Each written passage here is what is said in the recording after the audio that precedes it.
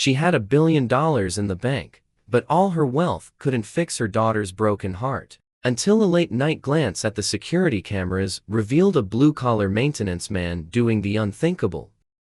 Claire Vance stood at the floor-to-ceiling windows of her 94th floor office, looking down at the sprawling metropolis that felt entirely beneath her control. She had built Horizon Logistics from a single, struggling fleet of delivery trucks into a global empire worth billions. Every stock ticker, every board meeting, every ruthless negotiation was a testament to her iron will and unmatched business acumen. But as she turned away from the breathtaking view of the city skyline, the crushing weight of her reality settled over her like a heavy winter coat. The title of self-made billionaire, the magazine covers, the endless stream of zeros in her bank accounts, none of it meant anything when she looked at the small, silent figure sitting on the leather sofa across the room. Her daughter, Emma, was sketching aimlessly, her crayons moving across the paper with a lifeless, mechanical rhythm. It had been 8 months since the sudden, tragic accident that took Emma's father, Claire's beloved husband.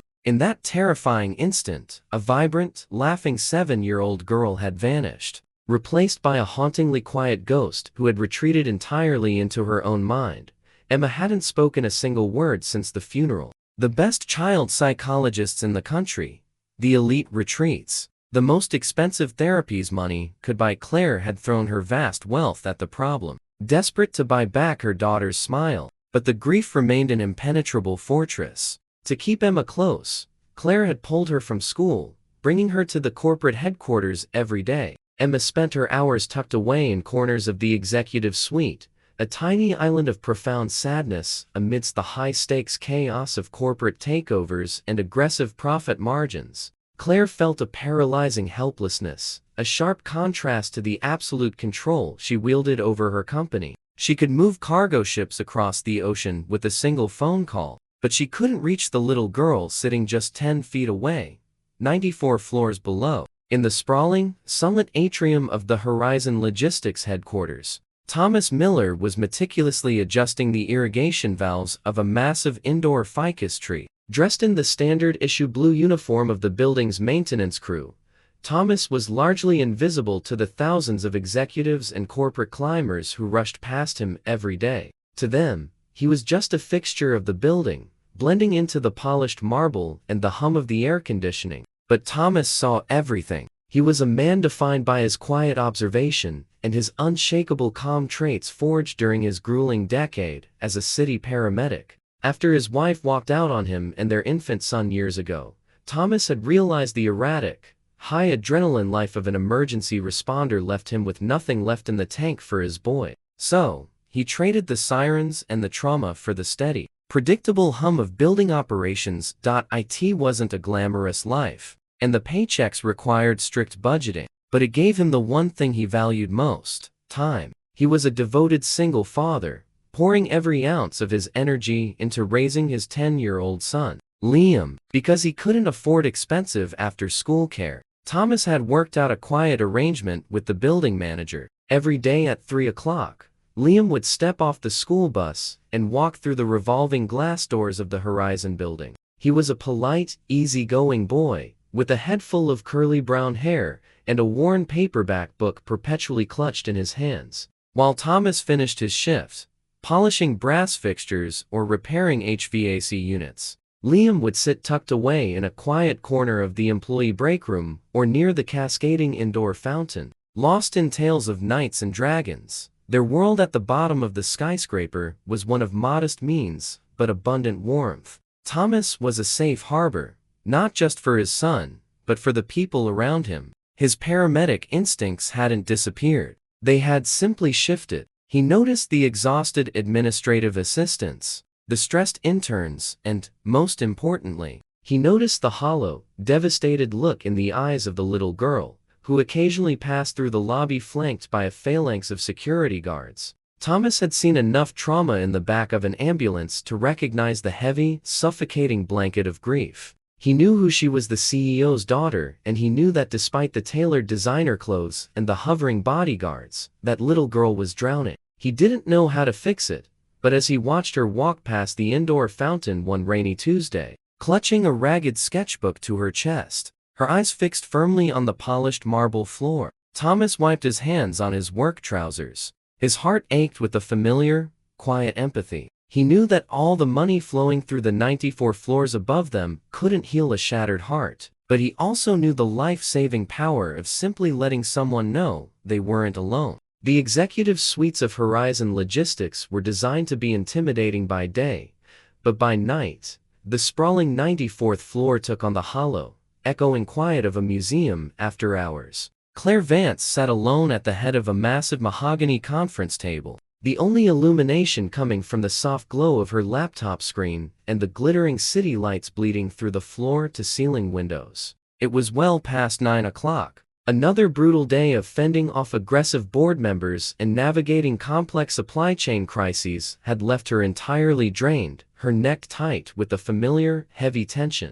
She rubbed her temples, trying to massage away a persistent headache. Emma had been taken down to the private executive lounge hours ago by her nanny, supposedly eat dinner and watch a movie in the soundproof screening room. Claire packed up her legal briefs, her mind shifting from corporate strategy back to the suffocating reality of her home life. Before shutting down her system, she pulled up the building's internal security matrix. She needed to verify the timeline of a highly confidential courier delivery that had been flagged as delayed in the main lobby. The screen fragmented into a grid of high-definition camera feeds, showing empty hallways, dimly lit parking garages, and the cavernous main atrium on the ground floor.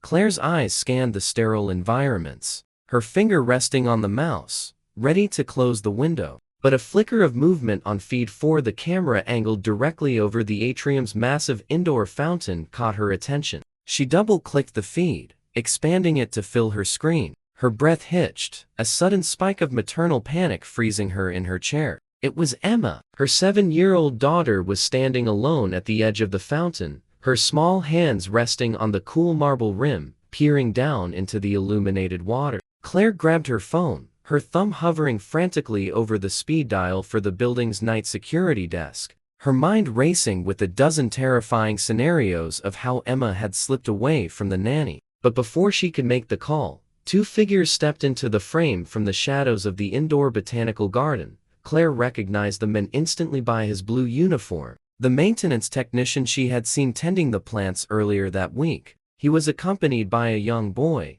about 10 years old, carrying a battered backpack and a thick paperback book. Claire tensed, watching the silent surveillance footage with her heart hammering against her ribs. She expected the man to panic, to immediately radio security upon finding the CEO's daughter wandering the massive lobby alone. Instead, the man Thomas simply paused. He didn't rush toward Emma or make any sudden, startling movements. He set his heavy leather tool belt down on a nearby bench with deliberate slowness. He spoke a few silent words to his son, who nodded, sat down cross-legged on the marble floor, and simply opened his book, casually creating a perimeter of absolute normalcy.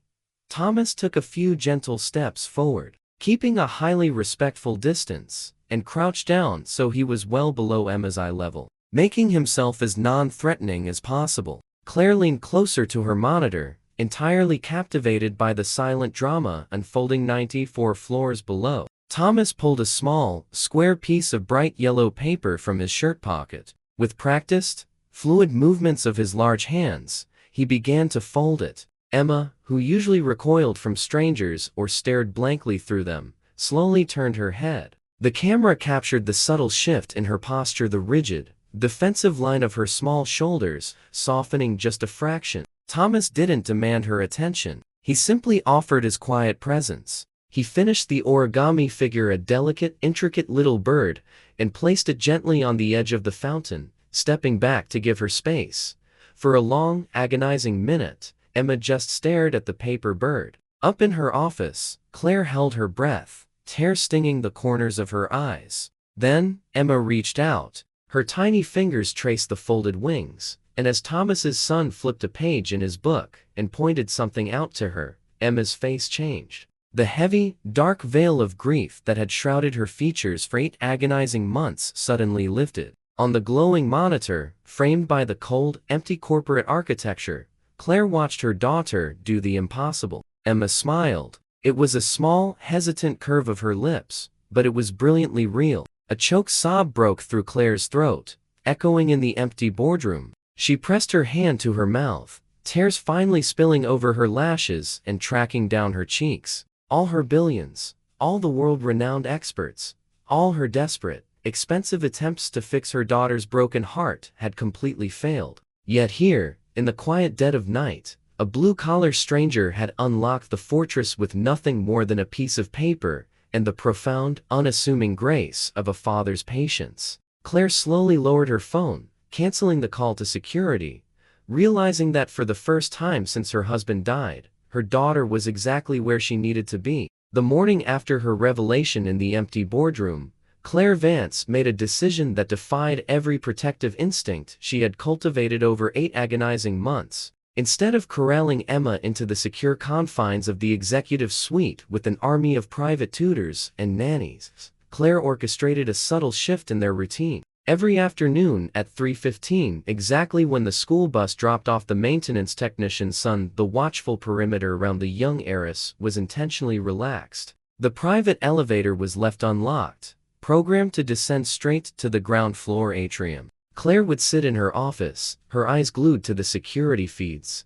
watching her daughter tentatively step out of the polished steel doors and into the sprawling, sunlit botanical gardens of the lobby. Trusting a complete stranger with her most precious cargo was terrifying. But after witnessing that hesitant smile the night before, Claire knew she had to step aside. She had to let the healing happen on its own terms. Far away from the oppressive weight of her desperate expectations, what blossomed over the next 3 weeks was a silent, beautiful rhythm that transformed the cold corporate lobby into a sanctuary of quiet recovery. Every afternoon, Emma would wander down to the fountain, clutching her sketchbook, where Thomas and his son, Liam, were always waiting. They never crowded her with the cloying pity she endured from the adults in Claire's world, offering instead a radical, grounding normalcy. Thomas simply went about his work, pruning the massive indoor ficus trees or adjusting the ambient lighting, while Liam sprawled out on the marble floor with his paperback books.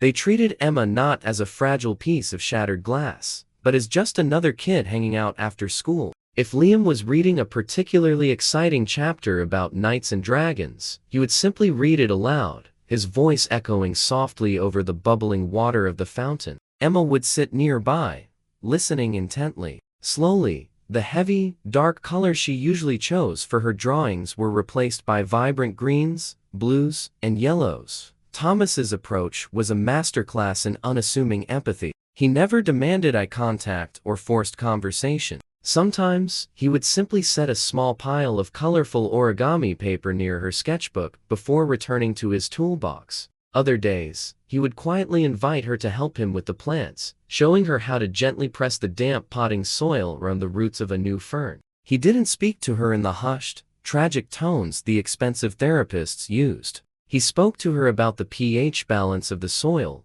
the changing of the seasons, and the simple mechanics of the building's water filtration system. His deep, calm voice became an anchor for the grieving little girl, providing an emotional safety net that allowed her to step out of the darkness. From her vantage point on the second-floor glass mezzanine, hidden behind the frosted architectural panels, Claire willingly sacrificed her lunch hours and delayed crucial strategy meetings just to stand there, a silent spectator to her daughter's daily resurrection.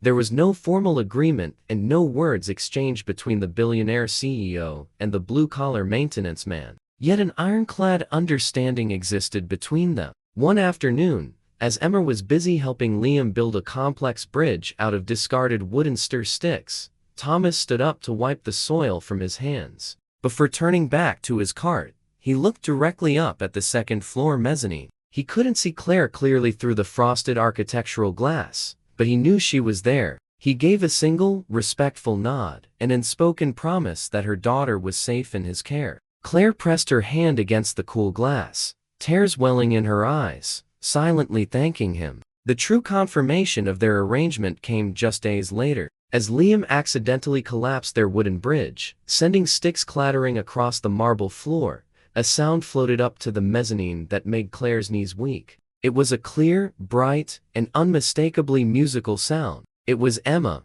throwing her head back and laughing aloud for the first time in nearly a year. In that beautiful, echoing moment, Claire realized the most valuable asset in her entire corporate empire was the unassuming father watering the plants below. Richard Sterling, the chief operating officer of Horizon Logistics, despised softness. To him, the corporate world was a brutal, unrelenting battlefield, and empathy was a fatal wound waiting to be exploited. For years, he had operated in the formidable shadow of Claire Vance, waiting patiently for a crack in her armor so he could seize the throne he believed he rightfully deserved. Following the sudden death of her husband, Richard had anticipated a total collapse of her leadership, but instead, Claire had transformed into an ice queen, an impenetrable fortress of ruthless efficiency and aggressive expansion. However, over the past month, Richard had noticed a subtle, yet entirely undeniable shift in her demeanor. She was leaving high-stakes board meetings promptly at 3 o'clock. She was delegating aggressive acquisition negotiations to junior executives. And most damning of all, in Richard's calculating eyes, the sharp, cold edge of her ambition seemed completely blunted by a sudden, inexplicable serenity. Suspicious of this newfound peace, Richard began to monitor her movements with predatory intent. He didn't have to look far or dig deep. The rumors among the executive assistants and administrative staff were already whispering through the upper floors like a toxic draft. Following the trail of hushed gossip, Richard found himself standing on the second-floor mezzanine one Tuesday afternoon, peering through the frosted architectural glass, just as Claire did every day. What he saw made his aristocratic lip curl in profound, unadulterated disgust. There in the grand atrium of a billion-dollar logistics empire, the sole heir to Horizon was sitting cross-legged on the marble floor, elbow-deep in damp potting soil alongside a blue-collar maintenance technician and his scruffy son. And Claire, the supposedly ruthless titan of industry, was watching them from the shadows with tears of profound joy gleaming in her eyes. Where Claire saw a miraculous healing of her broken family, Richard saw the ultimate, pathetic vulnerability. To Richard, this was not a mother desperately saving her child. It was a CEO entirely losing her grip on reality. He immediately recognized the sheer destructive potential of this discovery. Horizon Logistics was on the verge of a massive international merger, a delicate operation requiring absolute unshakable confidence from their investors and the board of directors. Richard began to carefully, surgically plant seeds of doubt among the board's most conservative and influential members. Over expensive scotch and private weekend golf games, he spoke in hushed, gravely concerned tones about Claire's distracted state and her rapidly deteriorating mental fortitude. He painted a vivid, damning picture of a grieving widow who had finally cracked under the immense pressure, abandoning her fiduciary duties to fraternize with the custodial staff. Treating the pristine corporate headquarters like a subsidized daycare center, he compiled an unauthorized, meticulously detailed dossier of her recent schedule, highlighting the missed late-night strategy sessions and the daily hours she spent unaccounted for in the building. He subtly framed her lack of aggression as a massive financial liability, arguing passionately that the company needed strong, unsentimental leadership to navigate the upcoming merger. Richard wasn't just planning to oust Claire from the company she built. He intended to completely character assassinate her, leaving her professional reputation in absolute ruins, so she could never mount a counter-offensive. He scheduled a sudden, emergency board meeting for the following Thursday, masking it under the benign guise of an urgent quarterly financial review.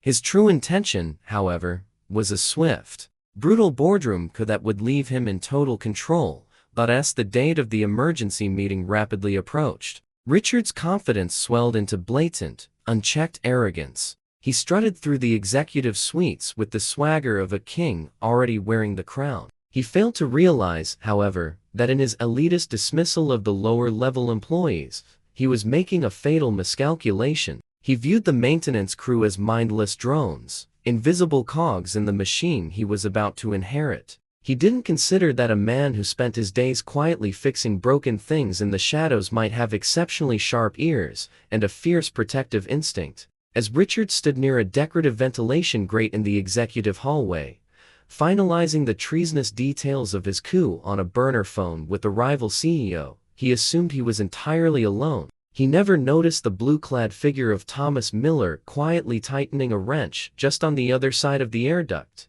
listening intently to every single word. Thomas Miller had spent 10 years navigating the chaotic, high-stakes environment of a city ambulance, conditioning his mind to remain entirely calm while the world fell apart around him. That deeply ingrained ability to compartmentalize, panic, and focus on the vital details was exactly what kicked in as he stood completely still behind the louvered access panel of the 94th floor HVAC system. Just feet away, completely oblivious to Thomas's presence, Richard Sterling was pacing the carpeted hallway, pressing a burner phone to his ear. Thomas had only come up to the executive suite to address a minor pressure valve irregularity, but as Richard's hushed, frantic voice echoed through the metal ductwork, Thomas stopped breathing. Richard wasn't just discussing office politics or a standard boardroom vote. He was orchestrating a massive, illegal corporate sabotage. Thomas listened with chilling clarity as the CEO outlined a detailed plot to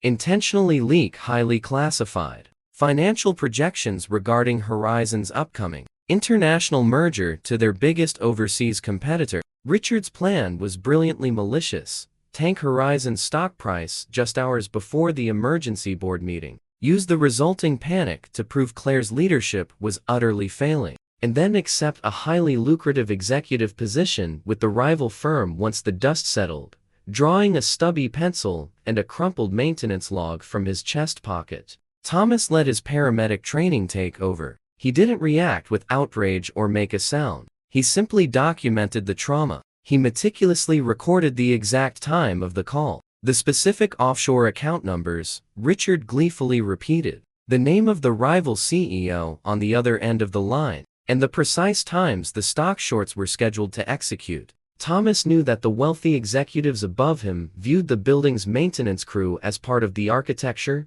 deaf and blind to the world of billionaires. But Richard had drastically underestimated the quiet father who spent his days silently observing the ebb and flow of the skyscraper. Once Richard finally ended the call and strutted back into his corner office, Thomas slipped out of the maintenance corridor, his jaw set. He didn't fully understand the complex mechanics of corporate mergers or international stock shorts, but he knew exactly what betrayal looked like, and he knew he had to protect the woman who had trusted him with her daughter's healing. The following Thursday morning, the atmosphere in the executive suite was suffocatingly tense. Claire stood outside the heavy mahogany doors of the primary boardroom, straightening her blazer, mentally preparing for what she knew would be a brutal, agonizing fight for her professional life. She had seen the sudden, inexplicable dip in their overnight trading numbers and knew Richard was going to use it as the final nail in her coffin. Just as she reached for the brass handle,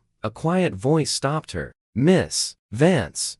Claire turned to see Thomas standing near a decorative pillar, holding his heavy tool belt. He didn't offer a dramatic speech or overstep his boundaries. He simply extended a grease-stained, folded piece of yellow notebook paper, the exact same kind of paper he used to fold origami birds for Emma. "I checked the ventilation systems up here on Tuesdays," Thomas said softly. His eyes locked onto hers with intense, unwavering sincerity. "I think there's a toxic leak you need to address immediately." Before she could question him, Thomas gave her a single, respectful nod and stepped back onto the service elevator. Claire unfolded the paper as she walked into the boardroom, where Richard was already standing at the head of the table, looking incredibly smug as he prepared to launch his hostile takeover. As Richard began his aggressive, carefully rehearsed speech about her distracted leadership and the alarming financial vulnerabilities of the company, Claire's eyes scanned Thomas's meticulous notes. The offshore accounts, the rival CEO's name, the exact timeline of the morning's stock dip. The pieces clicked together with terrifying, undeniable precision. A cold, fierce fire ignited in her chest. She didn't cower. She waited for Richard to formally call for a vote of no confidence. When he finally paused, expecting the board to follow his lead, Claire stood up, tossing the yellow paper onto the polished mahogany. With devastating, clinical precision, she dismantled him. She read the offshore account numbers aloud, named the rival executive, and laid bare the exact mechanics of Richard's corporate espionage. The boardroom erupted into absolute chaos as the undeniable truth of the sabotage set in. Richard's smug confidence completely evaporated, replaced by the pale, stuttering panic of a trapped rat. Within 60 seconds, Claire hadn't just secured her position as CEO. She had fired her chief operating officer on the spot, ordering building security to publicly escort him from the premises. As the heavy boardroom doors swung shut behind the disgraced executive, Claire looked down at the grease-stained yellow paper, overwhelmed by the profound realization that the man who had quietly saved her daughter's soul had just saved her entire empire. The dust settled in the 94th floor boardroom as quickly as it had been kicked up. Sitting alone at the massive mahogany table, Claire Vance stared at the crumpled, grease-stained piece of yellow notebook paper. Her heart was still hammering a frantic rhythm against her ribs, but the overwhelming sensation washing over her wasn't the thrill of a corporate victory. It was a profound, humbling gratitude. She had spent her entire adult life believing that wealth and power were the ultimate shields against the world's cruelty. Yet, when her empire was on the brink of collapse and her daughter's soul was drowning in grief, it wasn't a team of high-priced corporate lawyers or a billion-dollar trust fund that saved them. It was a maintenance technician making an hourly wage, armed with a stubby pencil, a folded piece of paper, and an unwavering moral compass. The standard corporate response would be to call human resources, authorize a massive, anonymous bonus check, and perhaps secure a promotion for Thomas Miller to keep him quietly satisfied. But as Claire smoothed out the creases in the yellow paper, she knew a cold financial transaction would only insult the depth of what he had done. She didn't want to be his CEO anymore. She just wanted to be a grateful mother. That Saturday morning, Claire did something she hadn't done in nearly a decade. She dismissed her private security detail and gave her chauffeur the weekend off. She walked down to the subterranean garage, loaded Emma into the passenger seat of an unassuming SUV. She barely drove and personally navigated the heavy city traffic. As the towering glass skyscrapers of the financial district gradually gave way to the sprawling, tree-lined streets of the modest working-class suburbs, Claire felt a strange, thrilling sense of liberation. She was intentionally leaving her armor behind. Beside her, Emma was practically vibrating with nervous excitement, clutching a brand new, intricately folded origami dragon she had spent the entire morning trying to perfect. Following the GPS, Claire finally pulled up to a small, single-story house with faded siding, a meticulously maintained front lawn, and a pair of bicycles resting against the porch. It was a world away from her sprawling, gated penthouse, but as she put the car in park, it felt inexplicably like arriving at a sanctuary. When Thomas opened the front door, wearing faded jeans and a plain gray t-shirt instead of his standard-issue blue uniform, his eyes widened in genuine surprise. He quickly wiped his hands on a dish towel, a rare flicker of nervousness crossing his usually stoic features. But before the awkward weight of their immense social and financial divide could settle over the threshold, Liam squeezed past his father's legs. "Emma," the boy cheered, completely oblivious to the fact that a billionaire titan of industry was standing on his porch. Emma's face broke into a radiant, unguarded smile as she proudly handed Liam the paper dragon. Without a second thought, the two children bolted past the adults, thundering through the house and bursting out the back door into the yard. The echoing sound of their immediate, joyous laughter shattered the remaining tension. Thomas looked from the retreating kids back to Claire, the surprise melting into a warm, knowing smile. "Well," he chuckled, stepping back to let her in, "I guess we're having burgers for lunch. Come on in, Claire." The afternoon unfolded with a beautiful, unassuming simplicity that Claire hadn't experienced since before her husband's tragic death. There were no executive caterers, no strategic conversations, and no hidden agendas. She took off her designer blazer, rolled up her sleeves, and helped Thomas carry plates out to the small, weathered wooden deck in the backyard. As the smell of charcoal and grilling hamburgers filled the warm weekend air, they leaned against the railing, watching Liam teach Emma how to throw a baseball. In that quiet space, stripped of their titles and uniforms, they finally spoke, not as a CEO and an employee, but as two parents who had survived the unimaginable. Thomas quietly shared the painful, lingering sting of his wife walking out on him and Liam, leaving him to rebuild their lives from scratch while working exhausting paramedic shifts. In turn, Claire spoke of the terrifying, suffocating darkness that had consumed her when her husband died, and the paralyzing guilt she felt over failing to pull Emma out of her grief. They traded stories of sleepless nights, quiet panics, and the fierce, protective love that kept them moving forward when everything else fell apart. As the sun began to dip below the tree line, casting a soft, golden glow over the modest suburban backyard, Claire realized that her entire worldview had fundamentally shifted.